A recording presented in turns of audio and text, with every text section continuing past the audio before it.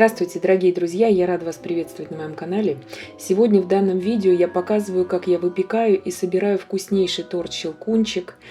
На Новый год, на Рождество очень подойдет такой торт. Он насыщенный, такой зимний, я бы сказала, торт. И для всех любителей орехов и безе. Здесь я его буду собирать с вкуснейшим шоколадно-ореховым безе. Хрустящий очень торт, очень ореховый.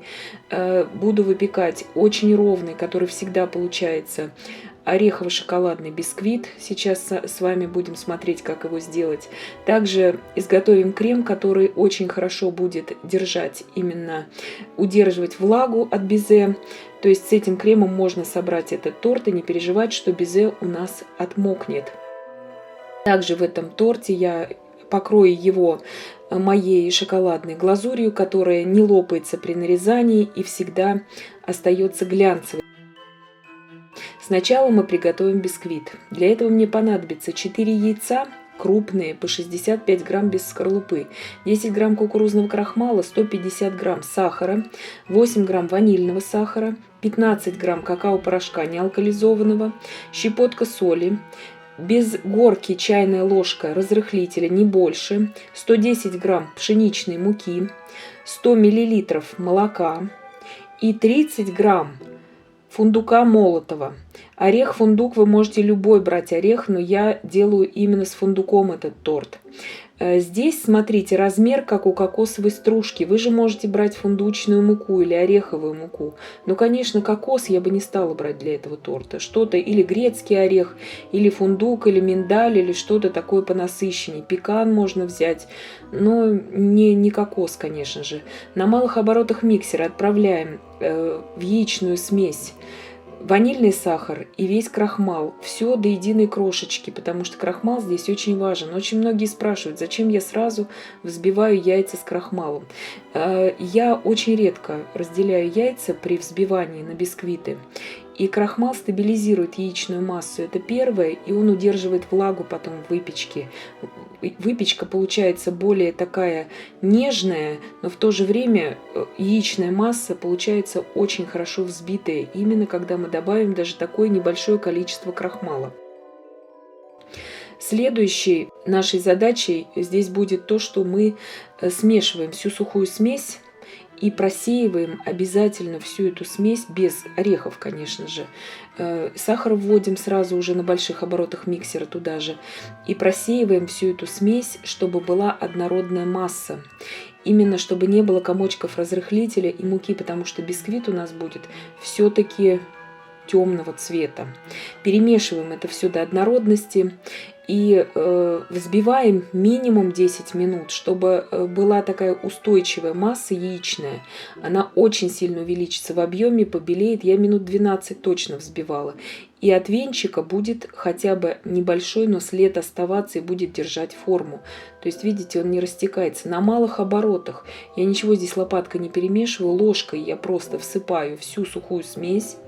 Полностью все сухие ингредиенты здесь у меня смешаны. И чередую здесь сухую смесь с молоком. То есть я сначала сухую смесь ввожу часть, где-то 1/3, потом 50 мл молока, ну примерно половину, да, от всего молока ввожу.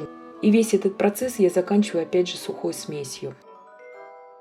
Заранее я уже застелила фольгой мою форму. 20 сантиметров в диаметре у меня разъемная форма. Перемешиваю еще раз досконально со дна все лопаткой. Просто слегка перемешиваю. Ни в коем случае я здесь долго ничего не вымешиваю.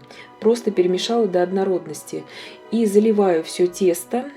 И буду выпекать где-то 35 минут при температуре 175 градусов Цельсия на среднем уровне.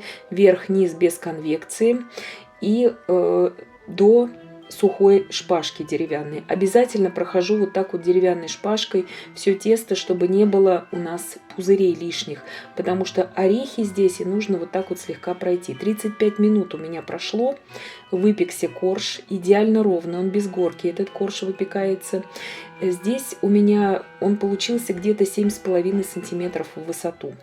Пока он еще горячий, я его остужаю до комнатной температуры вот в таком виде на решетке. Как только я могу уже дотрагиваться до всей этой металлической формы, я вырезаю его тут же острым тонким ножом, прижимаю его близко к форме. И обязательно удаляю форму, чтобы он потом у меня не стал как бы деформироваться, этот корж. Вот такой он ровный, он еще у меня по сути горячий. Вот такой ровный он выпекается без разломов, без горки. Это идеальный бисквит и очень-очень ароматный. Здесь очень хорошее количество фундука, то есть он не забивает во вкусе, но в то же время он очень хорошо чувствуется. Вот такая вот текстура у бисквита. Он очень пружинит хорошо. Я его на несколько часов сейчас уберу в холодильник, чтобы он лучше нарезался. Вы же можете убрать даже на ночь. Теперь я этот бисквит должна обязательно убрать в пищевой пленке в холодильник. Вот так еще раз показываю. Видите, горка уже ушла сверху. Небольшая совсем была, еще в теплом виде она уже ушла. Он у меня остыл теперь до комнатной температуры. В пищевой пленке убираю в холодильник на пару часов. Вы же можете убрать на ночь. И обязательно дном вверх. У меня прошло несколько часов, я достала бисквит из холодильника, теперь буду нарезать его кондитерской струной.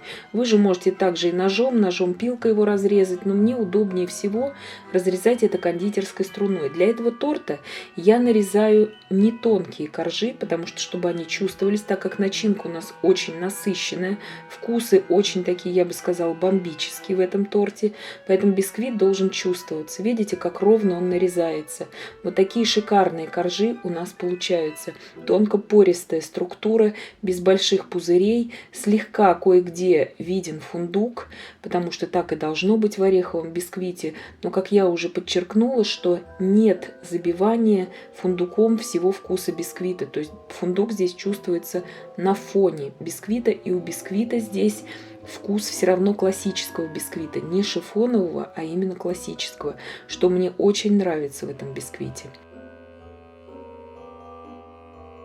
Итак, теперь я приготовлю крем. Здесь у меня 250 грамм масла размягченного, 400 грамм сгущенки вареной и 1 столовая ложка с горкой какао-порошка неалкализованного. Масло я взбиваю до побеления, до пышности, где-то минуты 3 точно.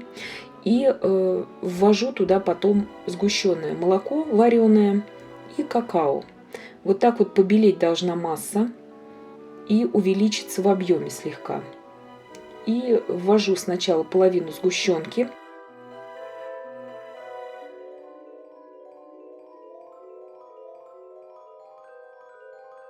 Половину ввели, потом вводим туда всю сухую какао-смесь. Здесь какао-порошок не алкализованный, еще раз повторяю. Алкализованный какао-порошок, он полностью обезжирен. И зачастую он дает горчинку, поэтому я им пользуюсь крайне редко.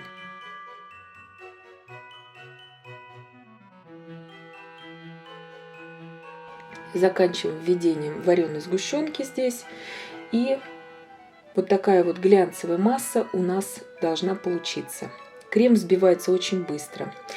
Коржи эти я слегка пропитаю, потому что коржи у меня такие достаточно высокие. У меня последний корж, я вырезала его специально так, 2,5 аж в высоту сантиметра получился. Я это делаю специально, кладу его в самый низ, потому что слегка он осядет, потому что крем тяжелый, и последующие коржи, потому что бисквит очень воздушный.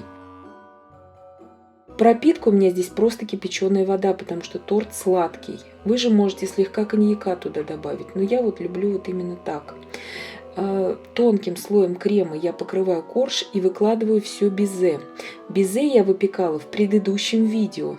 Ссылку я оставлю в описании к данному видео. Это шоколадно-ореховое безе, которое я не пеку одним коржом, но выпекаю его вот такими полосками, которые очень хорошо пропекаются.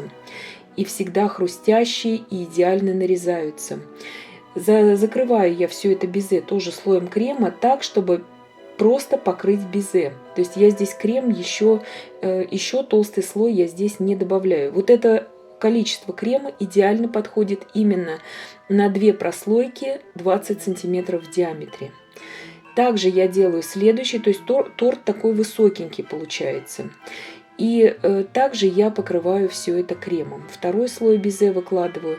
И того количества безе, которое я выпекала в предыдущем видео на 100 грамм белка, получается именно на 2 прослойки 20-сантиметрового в диаметре торта. Если же у вас больше торт, вам нужно тогда брать меренги из расчета уже где-то на 150 грамм белка, а то и на 200, если еще больше.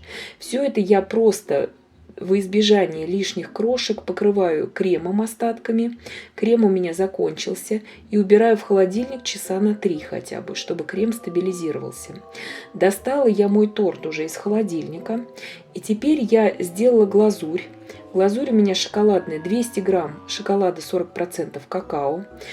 Также 70 миллилитров молока и 30 грамм сливочного масла. Все это я просто растапливаю в микроволновке и ввожу туда уже комнатной температуры молоко. Получается идеальная глазурь, которая блестит. Даже после холодильника она не дает этого серого налета и идеально нарезается, без разломов. Выравниваю слегка вот таким обычным пластиковым шпателем. И теперь я по бокам и по верху торта нанесу фундук. Вы же можете любым своим орехом, которым вы украшали. Здесь у меня обжаренный в духовке колотый фундук 50 грамм. При 150 градусах Цельсия мы обжариваем обычно орехи до тонкого аромата, когда пойдет аромат из духовки, потому что любой жареный орех горячий, он на вкус не хрустящий. Поэтому это нужно учитывать, когда пошел тонкий ореховый аромат, тогда у нас орех готов. Здесь я украшаю просто ореховыми конфетами. Я также их покрываю вот такими пищевыми блестками, чтобы более празднично они смотрелись. И заканчиваю, в принципе, уже украшением моего торта. Вы же можете по-всякому, вы можете также белково-заварным кремом украсить этот торт, и крем-чизом, и любым кремом, который вам нравится. Сейчас я нарезаю торт, чтобы вы посмотрели, какой он в разрезе. Нарезается он очень хорошо. Нож берем не горячий, для этого обычный нож. И вот такой вот идеальный у него разрез получается. То есть безе, видите, полностью все просушенные. Они пропекаются полностью благодаря тому, что мы их высушивали именно в виде вот таких небольших палочек. Крем, вот этот, который мы приготовили, он идеально от влаги изолирует безе. За это переживать не нужно, он у вас и день, и два простоит, и ничего с ним не случится. И бисквит идеально сочетается с этим кремом и с этим безе. Я надеюсь, что видео было полезным и познавательным. Подписывайтесь на мой канал, ставьте лайки, пишите комментарии. Я всем желаю больших успехов и до встречи в новых видео.